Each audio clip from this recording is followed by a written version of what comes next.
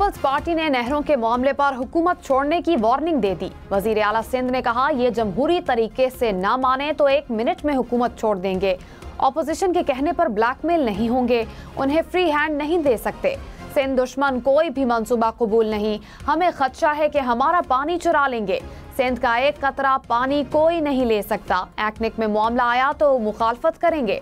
सिंध के अवाम जिंदा हैं, किसी सूरत नहरें नहीं बनने देंगे। इस्लामाबाद, रावलपिंडी और पेशावर समेत मुल्क के मुख्तलिफ शहरों में जलजले के शदीद झटके। जलजला पैमा मरकज के मुताबिक जलजले की शिद्दत 5.5 और गहराई 12 किलोमीटर मरकज रावलपिंडी से 60 किलोमीटर दूर था।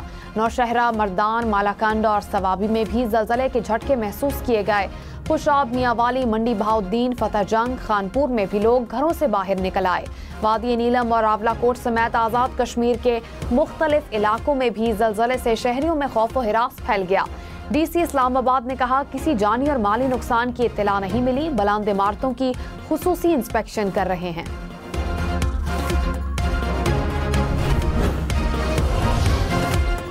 एक घंटे में 2 जलजले। रावलपिंडी जलजले से कबल स्वात और गिरदोनवाह में भी जलजले के झटके महसूस किए गए।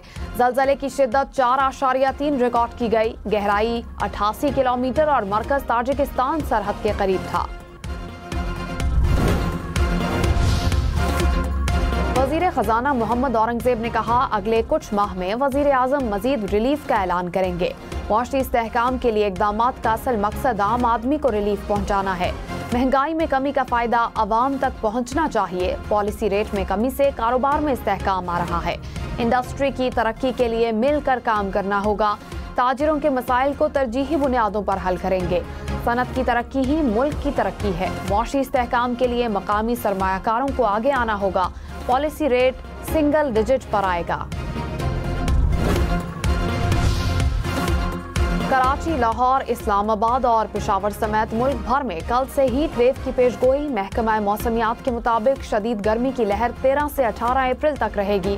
सिंध, पंजाब, बलोचिस्तान के मैदानी इलाकों में दर्जा हरारत 6 से 8 सेंटीग्रेड ज्यादा रहने का इम्कान। बालाई इलाकों में दर्जा हरारत 4 से 6 सेंटीग्रेड ज्यादा रहेगा। गर्मी की लहर के बायस आंधी और झक्कड़ चलने का भी इम्कान। वजीर आजम शहबाज शरीफ का बेलारूस में हैवी मशीनरी और गाड़ियां तैयार करने वाली फैक्ट्री का दौरा। बेलारूस के वजीर आजम ने वजीर आजम पाकिस्तान का इस्तकबाल किया। वजीर आजम को फैक्ट्री का दौरा कराया गया और ब्रीफिंग दी गई। वजीर आजम ने इलेक्ट्रिक बस में सफर भी किया। वजीर आजम शहबाज शरीफ दौरा बेलारूस मुकम्मल करके लंदन पहुंच गए। पाकिस्तानी हाई कमिश्नर ने एयरपोर्ट पहुंचने पर वजीर आजम का इस्तकबाल किया।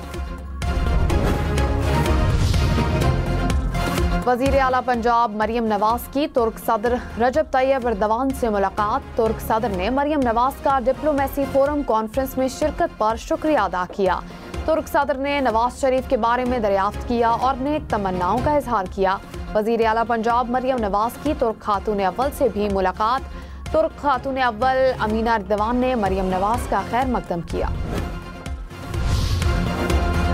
वजीर खजाना मोहम्मद औरंगजेब ने कहा, टैक्स निज़ाम को इंतहाई सादा बनाने जा रहे हैं। सैलरी कैटेगरी के टैक्स अमल में सहूलियात ला रहे हैं। सैलरी कैटेगरी के फॉर्म को 150 से कम करके 25 तक लेकर जा रहे हैं। तनख्वाहदार तबका अपने गोशवारे अब खुद भर सकता है। तनख्वाहदार तबके पर टैक्स को बखूबी समझता हूँ। ऐसा तबका जिसकी जायदाद यहाँ है ना वहाँ, उसको भी पेचीदा टैक्स निज़ाम में उलझाया हुआ है। कराची की सूरत हाल पर MQM और अवामी नेशनल पार्टी का सियासी जिद्दोजहद के आगाज पर इत्तेफाक। खालिद मकबूल सिद्दीकी ने कराची के हालात फिर से खराब नहीं होने देंगे। ये कहा, हम सब एक सियासी जिद्दोजहद के आगाज के लिए मुत्तफिक हैं। हालात खराब करने के शवाहिद मौजूद हैं। सच छुपाने से कुछ हासिल नहीं होगा। ANP के शाही सैयद ने कहा, कराची में लिसानी मसला नहीं, इंतजामी मसला है। कराची का पानी बेचा जा रहा है। पानी नल में नहीं, टैंकर में है। टैंकर माफिया को बनाने और चलाने वाला कौन है? वजीर कानून आजम नजीर तारड़ ने कहा, 26वीं आईनी तरमीम की खूबसूरत बात अदलिया का एहतसाब है। ये शाही दरबार नहीं, आईनी अदालतें हैं। अगर कोई केसेस नहीं सुन सकता तो घर जाए। ये दुरुस्त नहीं कि दूसरे सूबों से इस्लामाबाद में जजेस तैनात नहीं हो सकते। जजेस की ट्रांसफर के हवाले से चीफ जस्टिस फैसला करते हैं। गवर्नर खैबर पख्तूनख्वा फैसल करीम कुंडी ने कहा, सिंध में जानबूझकर हालात खराब किए जा रहे हैं। हम नहीं चाहते मसाइल सड़कों पर हल किए जाएं। 1 साल हो गया CCI का इजलास नहीं बुलाया गया। विफाकी हुकूमत को सिंध की आवाज सुननी चाहिए। मजीद कहा, PTI NRO के लिए मिन्नतें कर रही है।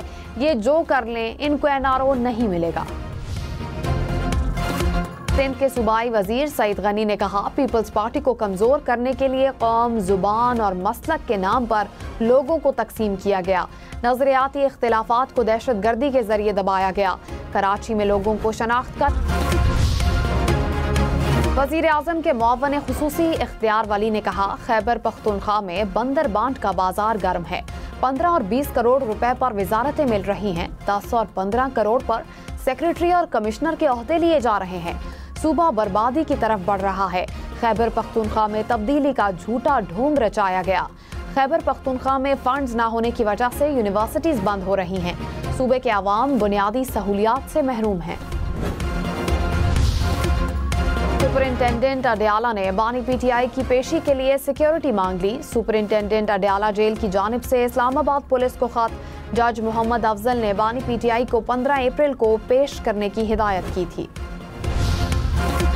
कराची के इलाके बल्दिया में ट्रैफिक हादसा, 4 साला बच्चा जान बहक। चचा ने कहा, ग्राउंड में खेलते हुए बच्चे को वाटर टैंकर ने रौंद डाला। हमारे बच्चे अब ग्राउंड में भी महफूज नहीं। टैंकर ड्राइवर मौका से फरार हो गया। पंजाब और बलूचिस्तान में PDMA ने हीट वेव के पेश नज़र अलर्ट जारी कर दिए। मोबाइल हेल्थ टीमों को हीट स्ट्रोक के केसेस से निमटने के लिए मुतहरिक रहने की हिदायत। गर्मी में इजाफे से शुमाली इलाकों में बर्फ पिघलने की रफ्तार बढ़ सकती है। गर्दालूद हवाओं और तूफान का खतरा। तेज हवाओं से इंफ्रास्ट्रक्चर को नुकसान पहुंच सकता है।